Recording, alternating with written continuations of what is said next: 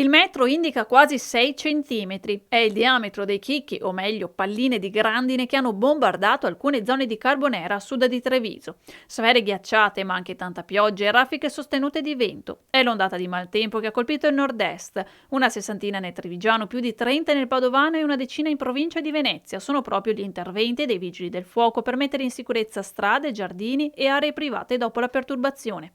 I segni lasciati sono evidenti: fango, rami e foglie a bordo strada, ma anche luoghi chiusi o non più accessibili come la biblioteca comunale di Villorba o il parco pubblico, sempre nel comune trevigiano, tra i più colpiti assieme a Carbonera e San Biagio di Callalta. E così, motoseghe in mano, caschetto e guanti, i volontari della protezione civile e i vigili del fuoco hanno tagliato rami o alberi interi per diverse ore. Principali interventi, in alcuni casi anche in sinergia con gli agenti della polizia locale, per aprire tombini, per far defluire l'acqua, pulire pozzetti e liberare strade da ramaglie, fango o anche interi arbusti.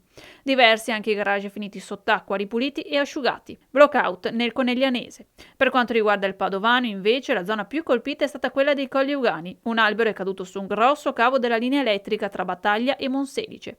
Senza corrente anche interi quartieri dei comuni di Villafranca e Limena. Spostandosi più a est, il maltempo non ha risparmiato il Friuli Venezia Giulia, raffiche di vento fino a 70 km all'ora in pianura e fino a circa 100 km all'ora in montagna. Principali interventi poi per alberi sradicati in provincia di Udine e Pordenone. E il maltempo non sembra però lasciare il nord-est, le previsioni meteo per le prossime ore non sembrano delle migliori e l'allerta in Veneto rimane gialla.